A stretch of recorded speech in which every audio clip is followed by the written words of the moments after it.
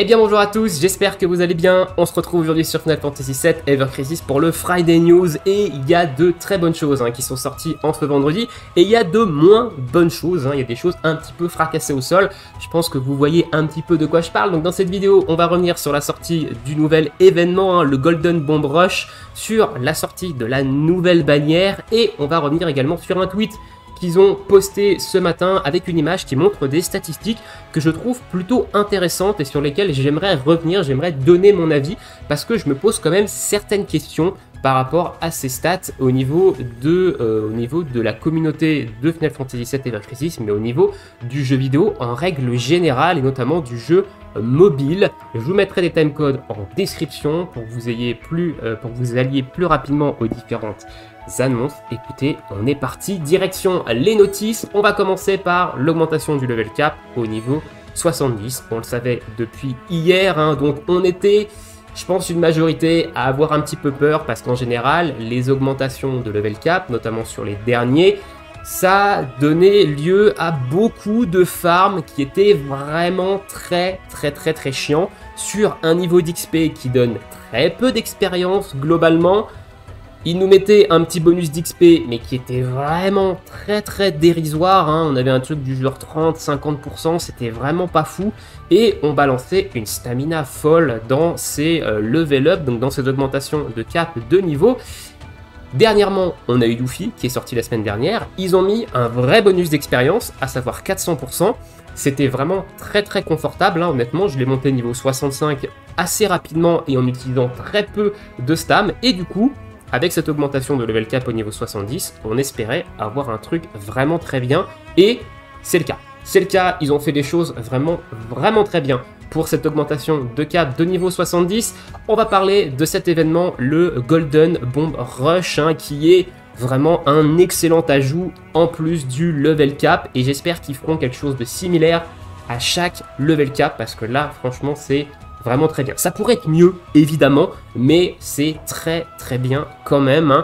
Donc dans cet événement, on va devoir tuer des Golden Bombs et des Metal Bombs. Ces Golden Bombs et Metal Bombs vont nous donner un certain amount en XP, donc une certaine quantité d'expérience, et également des médailles, donc différents objets nous permettant d'échanger dans une boutique.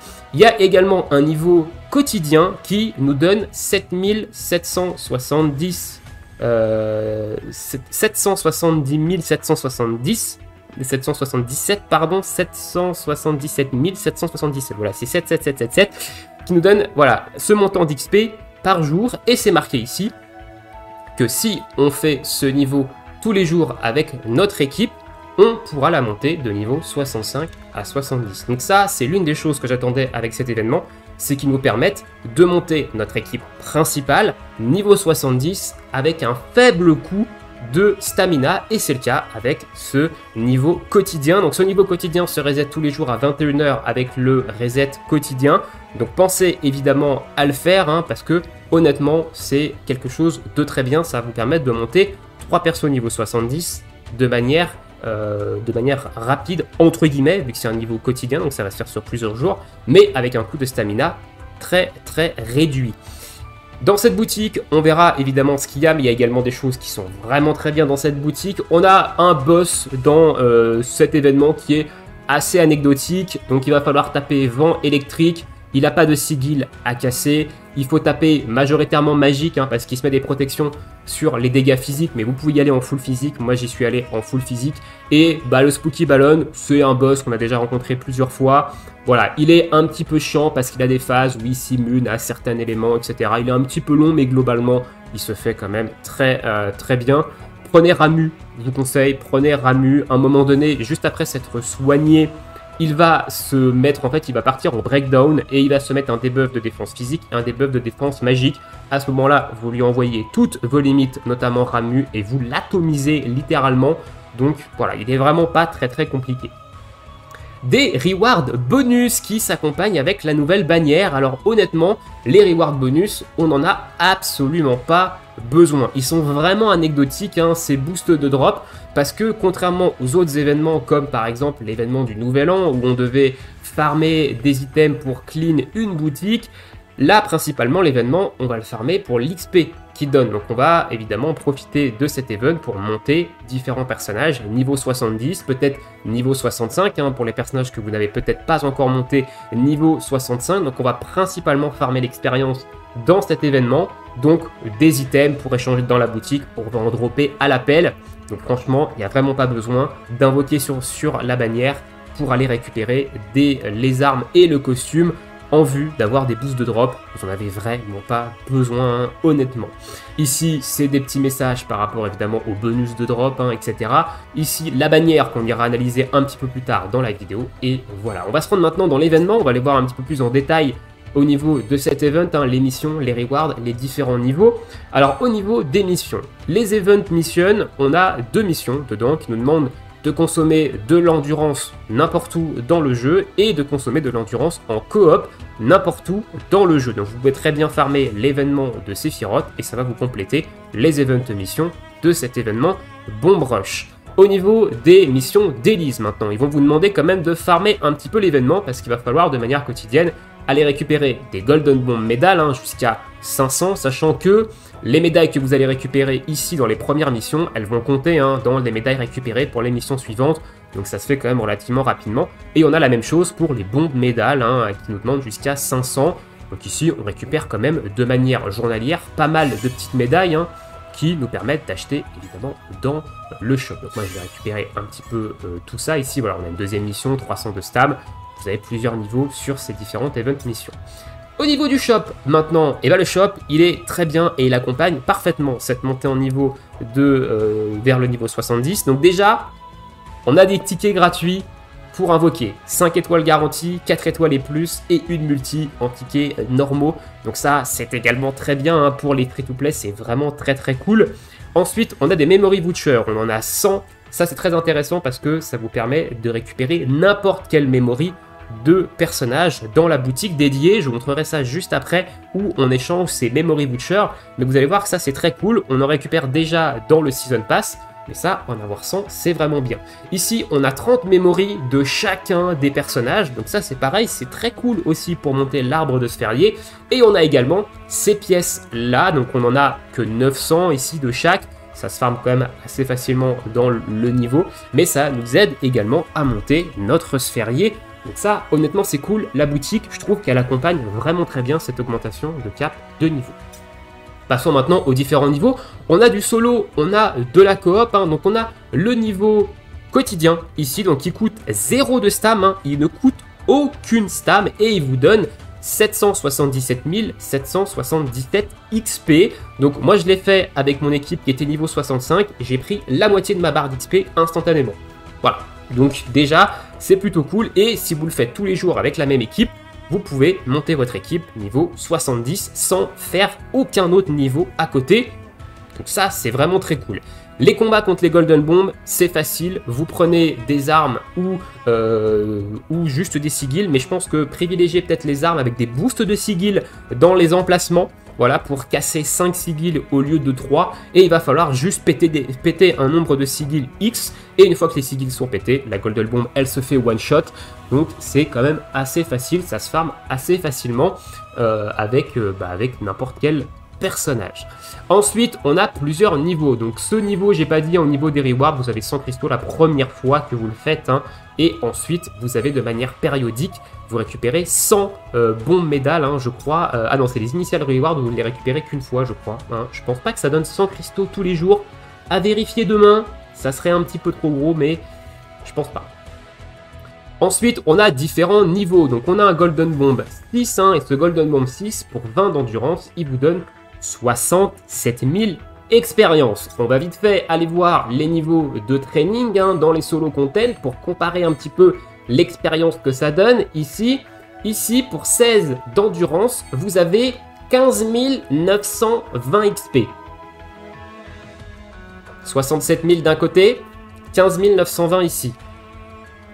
Je pense que vous avez compris la différence et le gain d'XP que ça donne, évidemment par rapport à un niveau d'XP de base, hein, ici, farmer ce Golden Bomb 6 pour monter vos personnages en XP, c'est 3 fois plus rentable que de farmer le niveau d'XP niveau 7. Donc c'est pour ça que c'est un event qui est vraiment très intéressant avec cette augmentation de cap de niveau.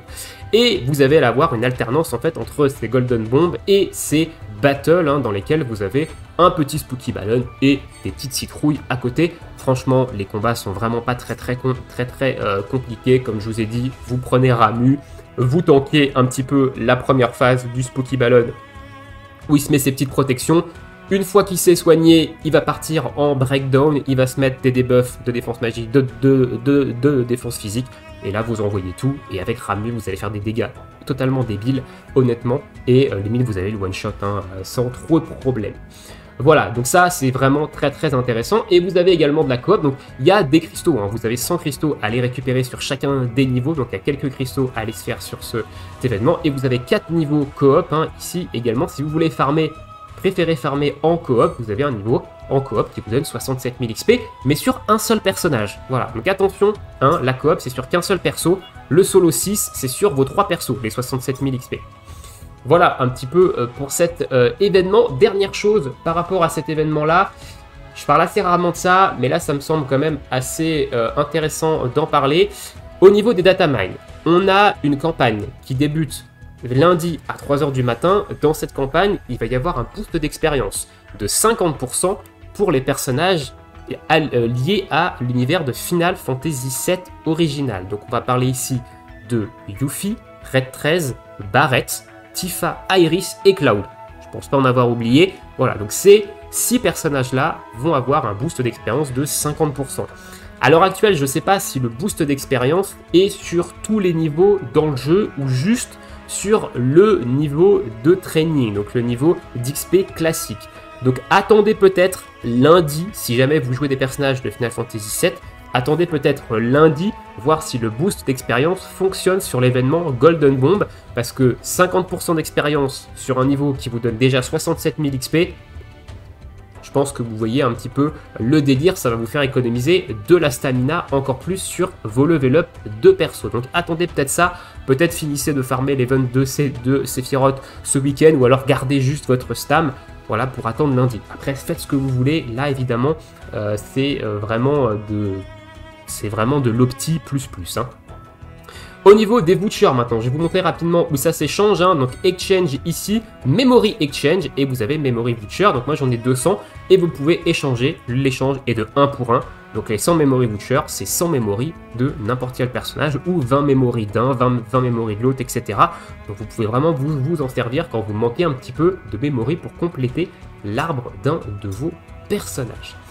On va passer maintenant à la bannière. Donc la bannière qui est sortie ce matin, et c'est un jour historique, à marquer d'une croix. On a eu 2 bannières d'affilée sans voir Cloud, Tifa, Iris, Sephiroth. Voilà, jusqu'à présent, on avait eu au moins toutes les 2 bannières. Il y avait au moins l'un de ces 4 personnages-là en vedette dedans. Ici, c'est pas le cas. On a d'un côté une bannière Glen Yuffie et de l'autre côté, on a une bannière Red 13.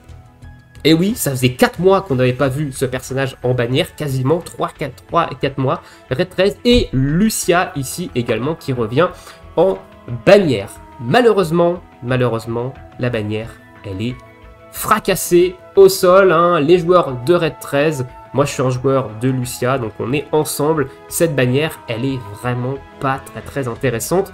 On va l'analyser évidemment tout de suite. On va commencer par notre ami Red 13. Son costume, il est très joli. Par contre, la qualité du costume, elle est vraiment exceptionnelle. Là, le costume, il est le personnage en termes de cosmétique. Pour le coup, je le trouve respecté. Voilà. Qu'est-ce que ce costume apporte? Boost d'HP, c'est jamais mauvais.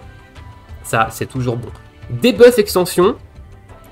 Attention, c'est pas la même air habilité que Yuffie. Yuffie, c'est buff et debuff extension. Ici, on est juste sur du debuff extension.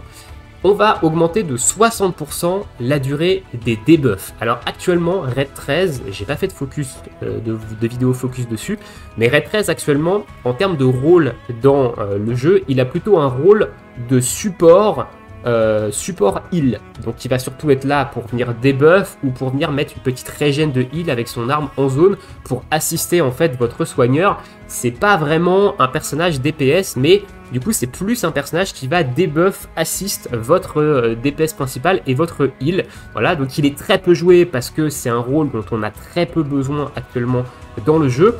Néanmoins ce costume, je le trouve intéressant parce que ça rentre très bien dans le rôle de Red 13 actuel. 60% de durée sur les debuffs, ça peut être cool, sachant qu'il a quand même une arme qui débuffe également la résistance électrique. Couplé avec un cloud électrique, ça peut vraiment être très très intéressant. Donc à ne pas négliger hein, ce costume, il reste quand même intéressant si vous êtes joueur de Red 13. Je pense qu'il faut aller le chercher, honnêtement. Voilà, je pense qu'il faut aller le chercher, mais les joueurs de Red 13, ils sont très très peu nombreux. Hein. Force à vous, évidemment. Au niveau de son arme maintenant, donc son arme, le Canyon Collar, il va faire des dégâts magiques de zone de vent sur tous les ennemis. Et on a cette petite condition, s'il est à 50% d'HP ou plus, il va également diminuer la défense magique de tous les ennemis. Alors, cette arme-là, c'est un power creep de l'une de ses armes déjà. C'est pour ça que je trouve ça très dommage, parce que on va regarder un petit peu son kit d'armes. Mais Red 13, il a déjà une arme en fait qui fait cet effet-là. Alors je sais plus laquelle c'est, on va évidemment la retrouver assez rapidement. Voilà, c'est celle-ci, c'est le Gold Collar qui fait déjà cet effet, hein, donc qui fait des dégâts magiques non élémentaires en zone et qui diminue la défense magique sur tout le monde. À partir d'une étoile rose, on a une diminution en mid de la défense magique hein, ici. On a, c'est également une arme magique, boost M-Attack. Cette fois-ci, boost de résistance à la terre. Hein, et on a attaque, attaque, M-Attaque. Mais il a déjà une arme en fait qui débuffe en zone la défense magique. Donc, je trouve vraiment ça dommage de lui avoir mis une arme en fait juste qui power creep un petit peu basse. Une arme qu'il a déjà. C'est vraiment dommage de ne pas lui avoir donné une arme qui vienne entre guillemets améliorer son kit. Voilà, ici on va juste venir power creep son arme qu'il a déjà.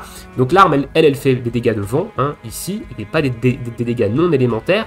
Et malheureusement, en fait, elle break de 2 avec un maximum de 3 à 1 étoile rose. Et ici, on break de 2 directement à 5 étoiles. Donc elle est évidemment plus intéressante hein, que l'arme qu'il a déjà actuellement. Rien qu'au niveau des Air Ability, ça reste plutôt fort, hein, parce qu'il a un bon boost de M-Attack et il a également du win potentiel, hein, qui peut être également intéressant pour un build DPS magique de vent, mais je trouve ça dommage qu'il sorte une arme qui power creep, une arme qu'il a déjà, plutôt que de lui étoffer son kit à ce pauvre Red 13.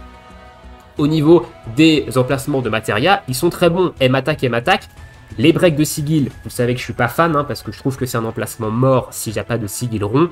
Néanmoins, ça peut servir, comme pour les niveaux par exemple des Gold Bombs, hein, ou avoir ce genre de boost, ça va également vous aider pour casser les sigils assez vite. Donc, l'arme en elle-même, je la trouve vraiment très bien. Ce qui est dommage, c'est qu'elle power creep une arme qu'il avait déjà et que j'aurais préféré qu'elle étoffe un petit peu plus son kit et qu'elle le rende peut-être un petit peu plus viable. Voilà, donc malheureusement cette arme, elle est bonne, mais ça va dépendre de l'équipe. Vous jouez avec des DPS magiques ici, mais elle peut également tirer son épingle du jeu, plaît à son costume, ça peut également être très très intéressant. Mais un petit peu quand même dommage pour ce Red 13 hein, qui, de mon point de vue, manque un petit peu de respect encore sur cette bannière. Au niveau de Lucia, ici, Lucia, elle a pas de costume et elle a une arme qui est pas méga super intéressante parce qu'on a encore une fois une arme magique sur Lucia. Hein, donc j'aime bien le skin par contre, espèce de gros barrette là, j'aime plutôt bien le skin. J'avoue, le skin, je le trouve assez sympa également. Donc c'est plutôt cool, mais on a encore une fois une arme magique. Alors, c'est pas non plus une arme explosée au sol. Voilà. Si vous avez invoqué sur la bannière de Noël, vous avez récupéré le costume de Lucia qui permet d'augmenter les dégâts de terre et son arme qui fait des dégâts magiques de terre. Ça peut être un très bon combo, les deux. Vous pouvez vraiment jouer une Lucia magique. Je pense qu'elle va tirer son épingle du jeu maintenant avec cette nouvelle arme en termes de DPS magique. Vous pouvez avoir un DPS magique terre et foudre hein, ici. Donc son arme, elle fait des dégâts magiques de foudre en mono-cible et elle va baisser la défense magique en mono-cible. Seul regret, c'est qu'en une étoile rose, elle ne baisse pas de height directement. Elle ne fasse pas un -3 direct, mais qu'on gagne plutôt un potentiel height. Hein, donc il faut faire 2 fois l'attaque pour mettre un -3 contrairement à la 5 étoiles. C'est un petit peu dommage ça qu'elle passe pas en height direct, hein, mais néanmoins l'arme elle va très bien coupler avec son arme magique de terre et ça va en faire je pense un très bon DPS magique pour le coup. C'est pas dégueulasse, même si Lucia physique de mon point de vue c'est au-dessus quand même en termes de DPS. Lucia magique maintenant va vraiment pouvoir avoir un build plutôt intéressant. L'arme donne du boost de M-Attack et du boost de Lightning, hein, donc ça peut également être une très bonne arme en sub pour un DPS magique de foudre, hein, également, ça peut être vraiment très très intéressant. Et au niveau de ses slots de matéria, M-Attack et Sigilron, donc elle a des slots de matéria qui sont également très très corrects hein, sur cette arme-là. Donc honnêtement, ça reste une bonne arme, mais il faut avoir pull sur la dernière bannière où il y avait Lucia, donc moi c'est mon cas. Peut-être que je testerai un build magique sur Lucia, si jamais je drop cette arme-là. Ça peut être intéressant à tester, mais je trouve que la version physique reste quand même un poil au-dessus. À tester, hein, évidemment, c'est tout nouveau sur Lucia, mais à tester là-dessus. Voilà un petit peu sur ce que je peux vous dire sur cette bannière. Alors, pourquoi je la trouve fracassée au sol, alors que je vous ai dit que potentiellement les armes, elles étaient intéressantes, elles étaient potentiellement intéressantes. Parce que déjà, Red 13...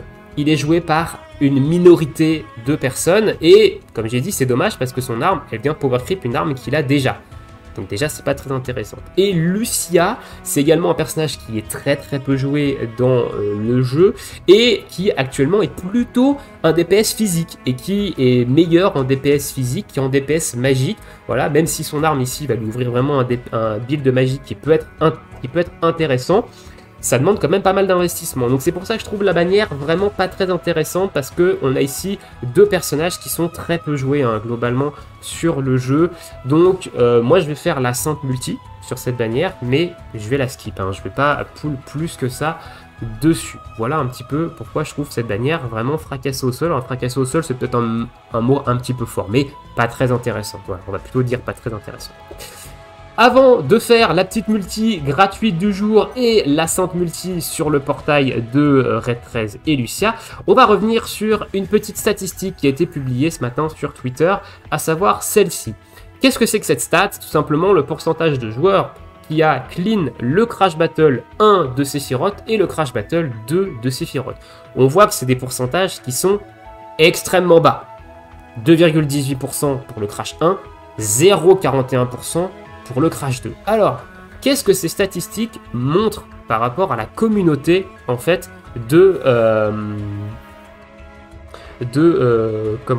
par rapport à la communauté de Final Fantasy VII Ever Crisis? Alors, il y a plusieurs possibilités. Soit les joueurs sont nuls, voilà, parce que honnêtement, je trouve le Crash Battle 1 quand même très accessible pour des joueurs qui jouent déjà depuis plusieurs mois au jeu. Donc 2,18%, bah, je comprends pas vraiment ce chiffre. Le Crash Battle 2, c'est un petit peu compréhensible, hein, il a quand même un niveau de difficulté au-delà. Donc, soit la communauté des joueurs est explosée au sol en termes de skill, voilà, soit ça soulève un autre problème, et je pense que c'est plutôt celui-ci, plutôt que le fait que la communauté soit mauvaise. Je pense plutôt qu'aujourd'hui, dans les jeux mobiles, vu qu'on est assommé par tous ces modes automatiques. J'ai vu pas mal de joueurs, hein, que ce soit sur Final Fantasy VII Ever Crisis ou sur d'autres gachas, dire que si le niveau il passe pas en mode automatique, je le fais pas. Voilà. Dès qu'il y a une potentielle difficulté où il faut passer en mode manuel, où il faut peut-être réfléchir un petit peu plus sur son build et pas juste appuyer sur Start, appuyer sur mode auto et laisser le combat se faire, il y a une majorité de joueurs, je pense ici, ça reste un avis personnel, je pense qu'il y a une majorité de joueurs, du coup, qui skip ce genre de combat parce qu'ils n'ont pas envie de se prendre la tête. On est sur un jeu mobile et ils veulent jouer tout simplement chill, tranquille. Donc dès qu'il y a ce genre de difficulté, tout de suite, ça skip. Et je pense que ces chiffres, ça relève ça. Voilà, c'est le fait qu'aujourd'hui, peut-être que dans les communautés des jeux mobiles, notamment, dès qu'il y a la moindre difficulté, vu que c'est du jeu mobile et que la plupart des joueurs sont des joueurs chill, je pense que ça doit skip. Donc, Voilà, je trouve ça vraiment dommage, parce qu'honnêtement, c'est des combats très intéressants, hein, que ce soit en termes de théorie-craft, ça vous apprend vraiment à réfléchir sur une optique de build, etc., à travailler votre opti sur vos différents personnages, donc ça, je trouve ça vraiment dommage. Et derrière, au niveau de mécanique de combat, ça apprend également vraiment la gestion de l'ATB sur les différents personnages, etc., donc c'est dommage, je pense, de passer à côté de là, mais je comprends tout à fait les joueurs qui n'ont pas envie de se prendre la tête. Voilà. Donc je pense que cette stat-là, elle reflète en fait cette méta, entre guillemets, des communautés dans les jeux mobiles. Voilà, dites-moi ce que vous en pensez dans l'espace commentaire de ces statistiques. Est-ce que vous avez fait le crash 1? Est-ce que vous avez fait le crash 2? Moi j'ai fait que le crash 1, hein, donc je fais partie des 2,18%. J'ai pas encore fait le crash 2. Peut-être qu'avec le niveau 70, il y a peut-être moyen de le passer, hein, je verrai ça, mais peut-être pas. Voilà. Voilà un petit peu pour ces statistiques. On va finir par la draw gratuite du jour et la sainte multi sur la bannière de Lucia et Red Trail. Allez, let's go, parce que la vidéo est déjà un petit peu longue, hein. Ici, j'ai déjà pas mal blablaté. Petite multi gratuite, qu'est-ce qu'on va avoir aujourd'hui? Pas de costume de samouraï. J'ai eu du costume, hein, hier d'ailleurs. La multi d'hier, j'ai eu du costume. Et je sais plus ce que j'ai eu. Je sais plus ce que j'ai eu. Non, je sais plus ce que j'ai. Honnêtement. Allez. Est-ce qu'on va avoir du 5 étoiles aujourd'hui? Pas de 5 étoiles, 5 étoiles. Esquive, counter. Pour l'instant, c'est pas de 5 étoiles. Attention, c'est pas fini. Il peut encore faire ici une dinguerie. Et ce sera pas de 5 étoiles. Hein. Ici, 9999. Et donc, pas de 5 étoiles pour cette multi gratuite du jour. Hein. Il en reste encore quelques-unes. Hein. Ça finit le 24. Donc, on a encore le temps de faire quelques petites multi. La draw gratuite, enfin la sainte multi sur le portail. Alors, on va remettre ici du DPS magique, hein, un petit peu pour aller monter un petit peu tout ça sur pour en prévision en fait de tester peut-être une Lucia potentiellement magique plus tard. Alors je crois que c'est la Mithril, c'est celle-ci, et sur la dernière je vais plutôt jouer sur l'arme de terre de Lucia. Voilà. On va partir là-dessus. Multi gratuite du jour. On va sélectionner par contre ici l'arme de Lucia. Hein. Voilà, pour la petite... au cas où on fait un x6, hein, sait-on jamais. Écoutez, let's go. Sainte multi. x1. Ok. Ça sera pas aujourd'hui qu'on va dropper, qu'on va faire un x6 et qu'on va se garantir une arme. Peut-être néanmoins un 5 étoiles. Ou 2. Peut-être le first multi. Pas de costume ici.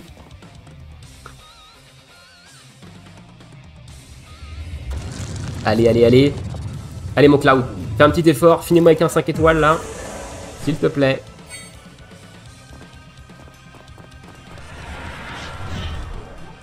Tac, tac, tac.